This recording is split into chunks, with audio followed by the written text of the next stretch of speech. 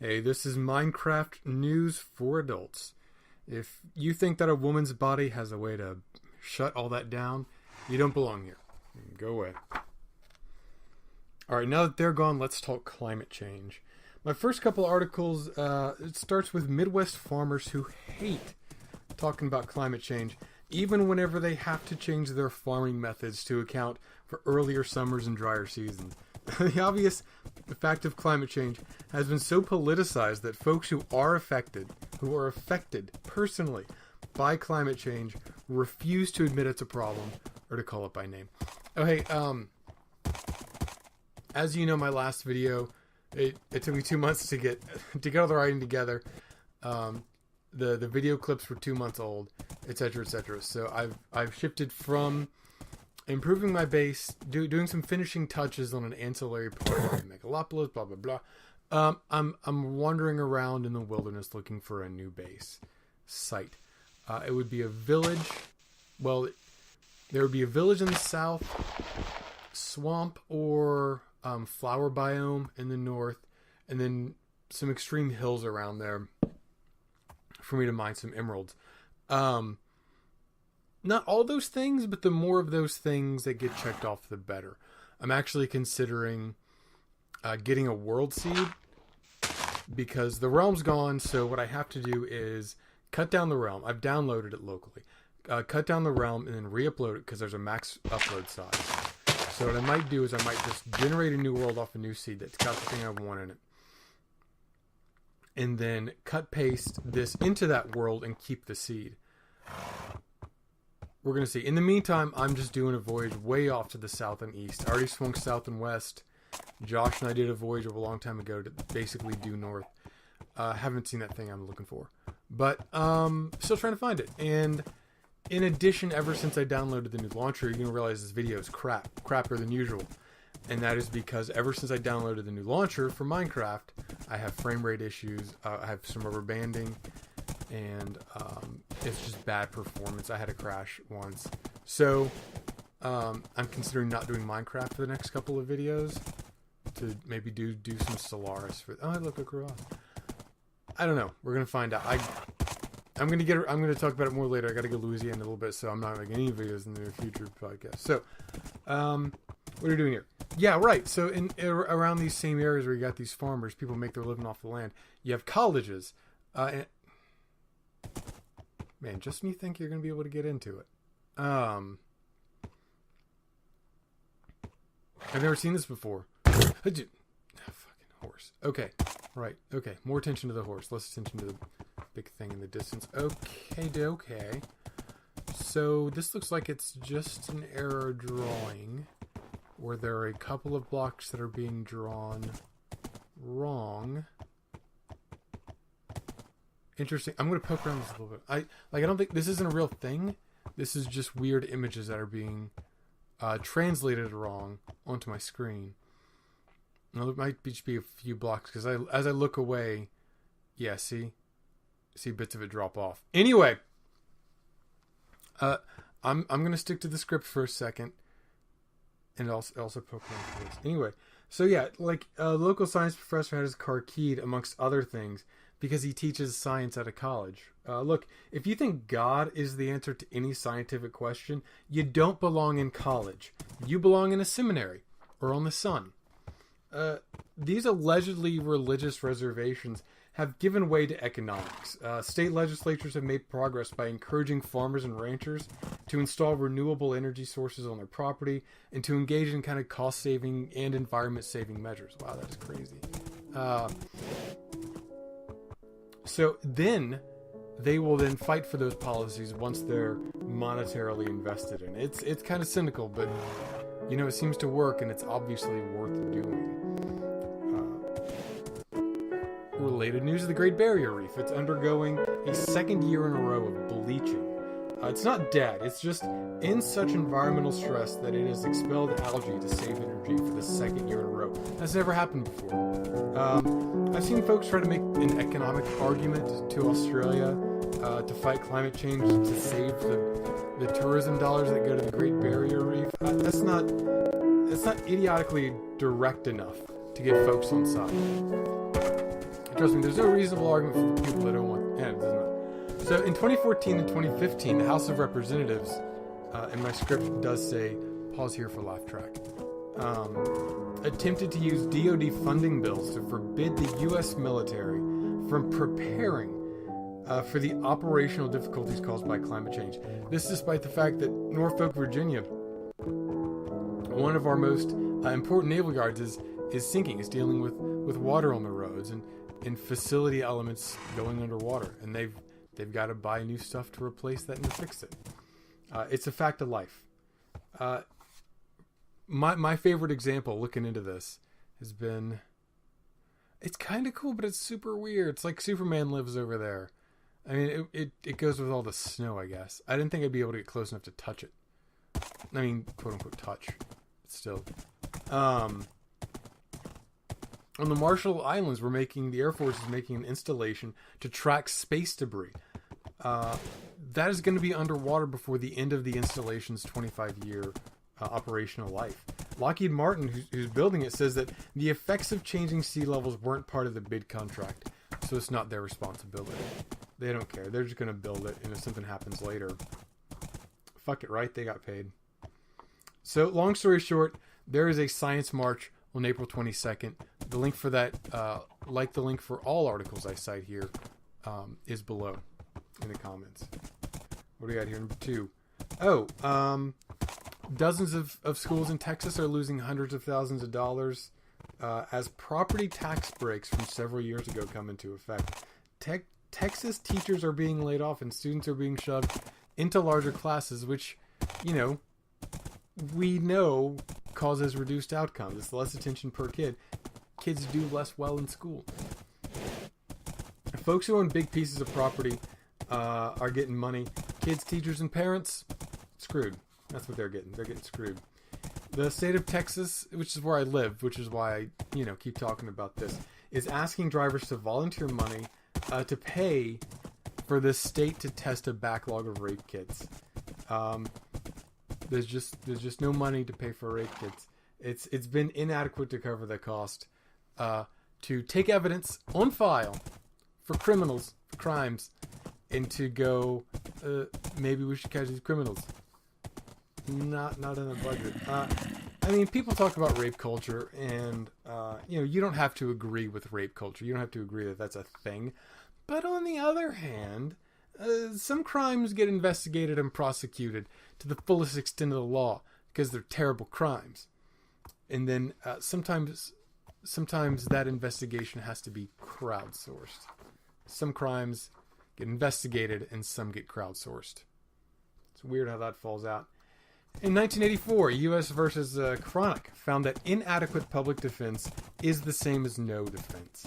Now, public defenders are using that ruling to make states actually fund public defense departments to provide defense that's more than just public defense in name. That's more than just an attorney spending an hour with someone and calling that adequate. 80% of the public defendants, 80% of defendants in court have to use a public defender. 80%, that's ludicrous. It just seems that whenever courts go too far in interpreting laws, that's judicial overreach. But when states fail to provide basic services, that's not called legislative negligence. It is. It's legislative negligence. That's not important. Look, anyway, either you believe that police make mistakes and that people are innocent until proven guilty, and that police are incentivized to target the poor to push up numbers on arrests, cases closed, and convictions, or you believe that police are perfectly full of integrity and they always get the right man. I think folks are innocent even after they're arrested. I think that people are innocent all the way up until they're proven guilty in a court of law. But when the prosecution has more resources than the defense, when the defense has no resources to call witnesses, to gather evidence, to ask people to come to court and to testify, the court's findings cannot be authoritative. It can't be ethical, and it should not be legal. Obviously, if you believe that the police always get the guilty party, or that innocence alone can clear you of a crime, or that this isn't an issue because you personally will never be innocently accused and indigent, well, you can go live on the sun. In fact, all the jerks from today's Minecraft news for adults can just go live on the sun. P.S. I'm trying to get out of this snowy hellscape. I hate snow biomes. Like, there's an aesthetic quality to it that I do like, but I don't want to make a base here. It just sucks. I don't like it. It's easy to traverse. I'll admit that. I mean, I've gone through forests and stuff. You know, like oak forest and birch forest. They can be pretty hard to get around in. So at least I can cover this terrain quickly. But at the same time, man. Alright, and in Louisiana, getting back on track, they've made private attorneys pick up caseloads, and that has done wonders for getting upper middle class people with political connections invested in finding a solution to this problem. Poor people wrongly convicted? No big. Wealthy attorneys out a few billable hours? That is actionable, I guess. Anyway, finally, the federal government's selling off Bureau of Land Management land. That's public lands, national parks, things like that. It's your land. It's my land. It's the land that was made for you and me, etc. They're selling that to private companies for oil and gas development. It's not a lease. It's not contingent on us nationally getting a cut of future revenues. It's public land, which possesses an ongoing future value while in our possession, being sold off for a one-time fee. That's you and I getting fucked so that oil and gas companies can get a few more years of cheaply exploitable resources. It's inexcusable to sell off public lands outside of an economic crisis and outside of a cogent plan to deal with that economic crisis. That's revenue. They're just it's like if I could pay $200 and then never pay taxes again. You know the government's losing on that deal. It's ludicrous. It's just weird how in all of these situations, some people, poor people, rape victims, kids, parents, they get less, and some people seem to get more. It's just weird. And that's not even my rant, to be honest with you. That's not even the meat of it today. The meat of it today is actually the less invective Kyoto protocols. Not as sexy as kids in schools, but okay. Let me not as appealing and invective a news article as a common interest, easily able to get behind policy of kids getting screwed out of a good education that should be the right of all Americans. Certainly, it's not as easy a pitch for people to care about as that. I meant to say. So we're apparently backing out of the Kyoto Protocols. There are two reasons to be against the Kyoto Protocol. Reason zero, and this is not a reason. This is the number zero stupid. The stupid used as a noun for being against the Kyoto Protocols is that you do not believe that climate change is real. You know where you can go live? The sun. Reason one for opposing the Kyoto Protocols is that you don't believe in making countries which have been industrialized for centuries bear a proportionate burden for climate change. Nope. It is mostly us, and it has been shitty that we have prospered and warred with carbon. And now we want nations that are just now developing to share a disproportionate burden for solving a problem they did not make. That they pay down a carbon debt for a line of credit that they never benefited from. Do not be an idiot. Just don't. Stop being stupid.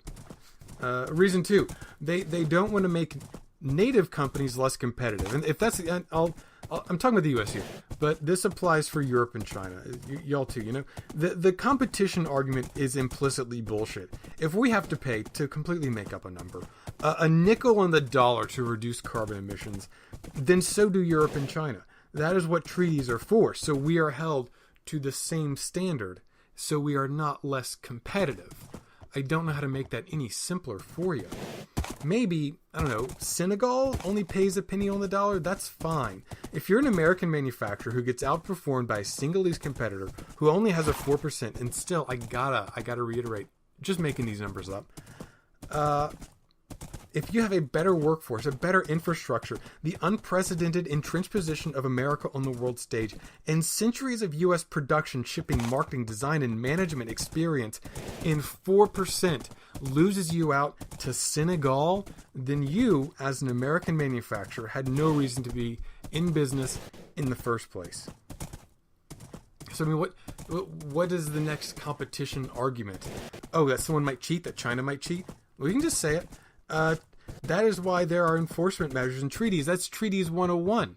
That is the first day of treaties. Well, actually, the first day is probably going over the syllabus and looking at the book. But day 2 of Treaties 101 is goddamn enforcement clauses. Those enforcement clauses... can I... Sorry, I thought I could... Do I need Silk Touch to break these? Fuck. I thought as long as I'm dealing with the endless fucking frozen expanse that constantly becomes a more frozen expanse, I could at least take some goddamn stacks of hard ice together. But apparently I need the Silk Touch pick for that. So fuck this. Fuck all of this ice. Fuck it. Anyway, no disrespect to Senegal. You had no business being in the first place if you can't deal with that. If the over-under for some minor changes in a treaty are going to destroy you, you shouldn't have been in business in the first place. So what's cheating? I'm sorry, cheating. So yeah, there are enforcement measures for these treaties. The only issue is that we are held to them as well. You can't cheat at those treaties. I mean, look, we're Americans. We know companies cheat and they don't get caught, and then they're outraged when they're caught. They think they're being singled out because everyone cheats. So the ones who get caught think it's unfair that they haven't been caught, that no one else has been caught. Like, I get that. Oh, thank God. Is this a flower meadow? I got a village. I don't think it's a flower meadow though. Lots of horses. I'm glad Diana's not here.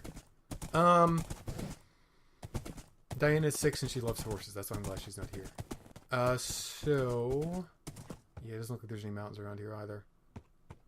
So yeah, companies cheat. Companies in the U.S. cheat. Companies everywhere probably cheat, but all I can speak for is America.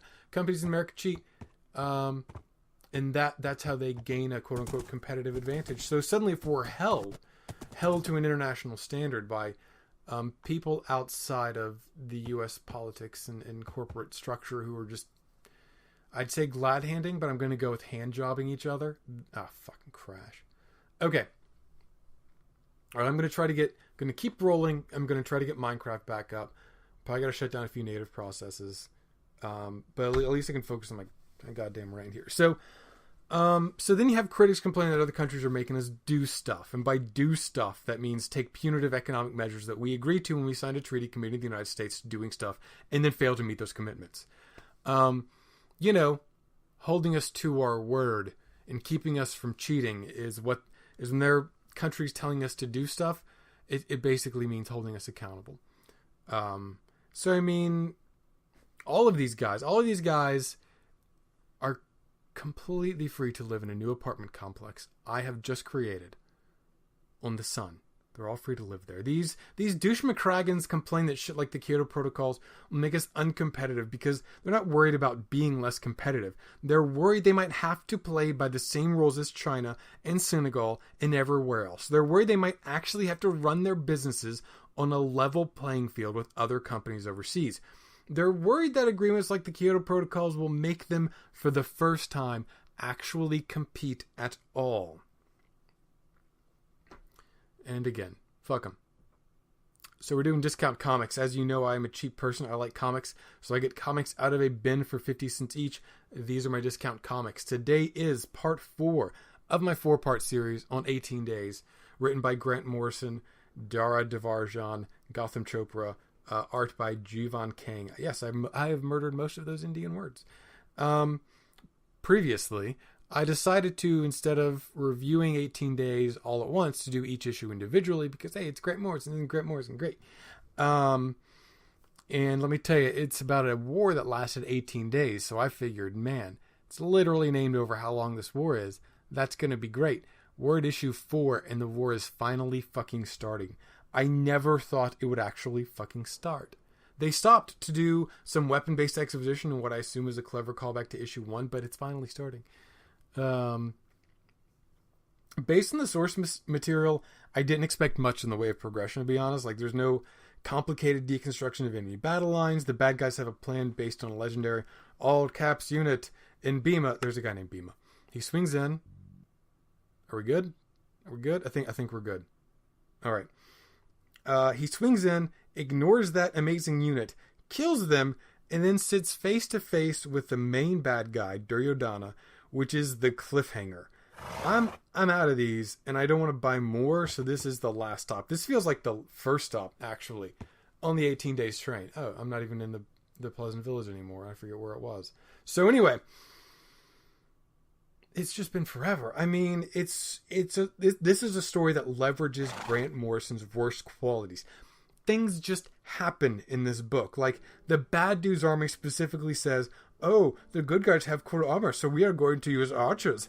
And then the archers amount to nothing. So what's the point? I assumed with all of the super warriors drifting around that it would be a process of super warriors punching through ranks of anonymous soldiers to murder/fight other super warriors until the old powerful super warriors on the bad side get themselves Obi-Wan and all the bad mooks die. But while that is kind of happening, why waste words on the 12 heavenly archers?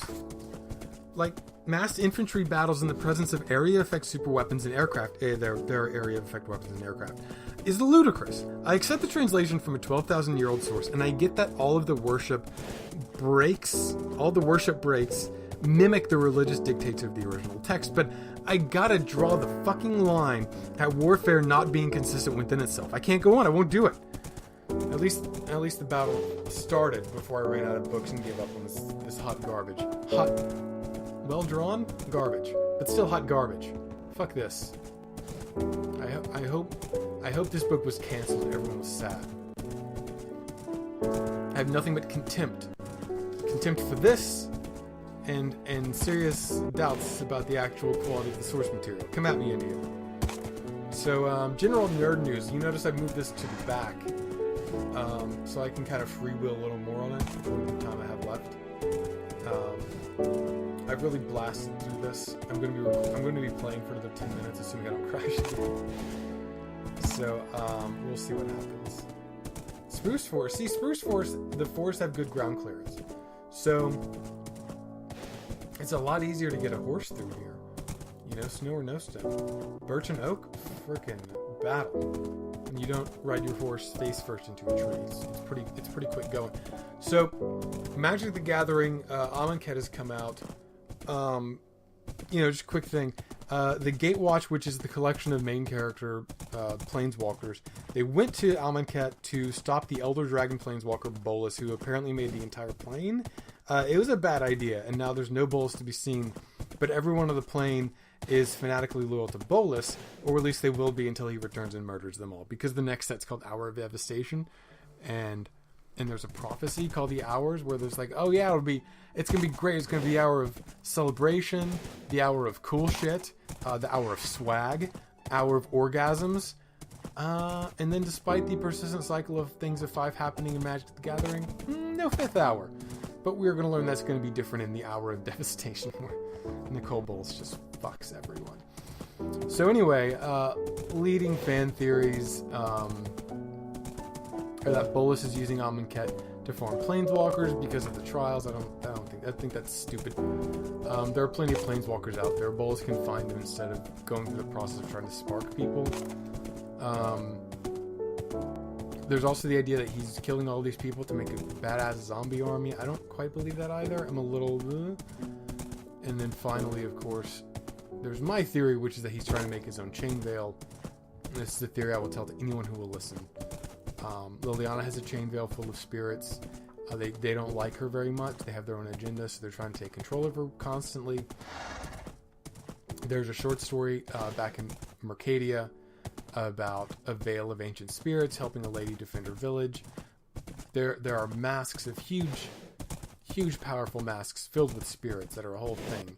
And I think it's a wheelbarrow and rock situation where, you know, the kid's trying to smuggle things past the city guard, and they're like, oh, what do you have? And he's like, oh, it's just a wheelbarrow full of rocks. Like, you aren't smuggling nothing, are you? So then, like, it's wood and then it's straw, and they search the wheelbarrow every day, and it turns out the kid's smuggling wheelbarrows or bicycles. The story has a lot of variations on the theme. But what I'm saying is that I think everyone's so focused on the zombie bodies that they're forgetting that there are spirits in magic. And I think he's going to make himself a spirit veil, because I think that would be truly frightening. Besides, how do you get a zombie army from one plane to the next? It's silly. So what else? Oh, MST3K is back. It's pretty good because it was never great, honestly. There are about 2 quotable quotes from the original series that persist today. You know, it's a good media palate cleanser. It's good to watch at night as you drift off to sleep. I mean, listen to that music. That is music which is just slowly telling you it's time to turn off the TV or the internet and to go to bed. That's how I kind of see it. I got a lot of nitpicks for it, but, you know, it was never a perfect show. It was fun public access stuff. I think maybe because it was a fan... Oh, is that a polar bear? I thought, one, they were aggressive, but I've never seen one before, actually. In creative mode, I've thrown tons and tons of polar bears into the nether as like a constant thing with Diana, where I tell her the polar bear spawned in the nether. But anyway, what? The fuck is this? The fuck is wrong with my bow? It's ridiculous. I'm basically going to kill this polar bear and pick up my own frustration. Poor bow performance. So anyway, I think it worked better as like a low-budget public access TV show. Not public access, but you know what I mean. I think maybe if it had been aired not like as a batch, because you can't binge on MST3K. There's too much of it. It's too long. I think it benefits from the commercials, breaking it up naturally. They have artificial breaks in here. It's Netflix, so you can pause it, but I think it's different. It's different. But again, it's still a fine show. You know, it'll never be as great as when you were a teenager. You know, it'll never happen. You can't go back, but you can introduce a teen in your life to something that made you happy as a teen. Instead of trying to constantly indoctrinate stuff for the kids with the exact same stuff from our youth, give them something new. This is, I think it's still made for teenagers. I think that's still a demo. I mean, the value of things from your youth isn't how much they can make you young again, but how much value they can add to the folks who are still young. That's all I'm going to say on that, because I think I was kind of spitting out there. The Beige and the Bold. This week's episode was, I kind of figured, yeah, that I'm about on par, north-south wise, with the spawn point on the world. Actually, I'm a little north of the spawn point, but I didn't think there was an ocean here. But I guess there's an ocean here. But I can't put a horse on the ocean, so my options are either follow the coast of the ocean and double back, or continue going north and look for a bridge, which I'm pretty doubtful of considering how much ocean there is north of here. But I'm going to continue searching for this mythical village, no matter how many goddamn ice forests I fucking pass. Beige and the Bold, Arsenal of Freedom is the one with the self-improving robots that are part of the sales pitch. The end of season 1 is more consistently good than I had originally really thought about. I never thought about, you know, going by season 1 and then seriously sitting down and analyzing it with Derek. And having done that, it's actually pretty good. Trailer for the new Star Wars movie is out. I think it looks fine. I kind of forgot that there's going to be a plot that doesn't involve Luke and Rey, and then Luke just showing up to pimp slap Kylo Ren. I see nerds on the internet who still thinks that Kylo Ren's going to become good and Rey's going to become evil. Those sad motherfuckers. Dead Parents Dungeon. It's coming along nicely. I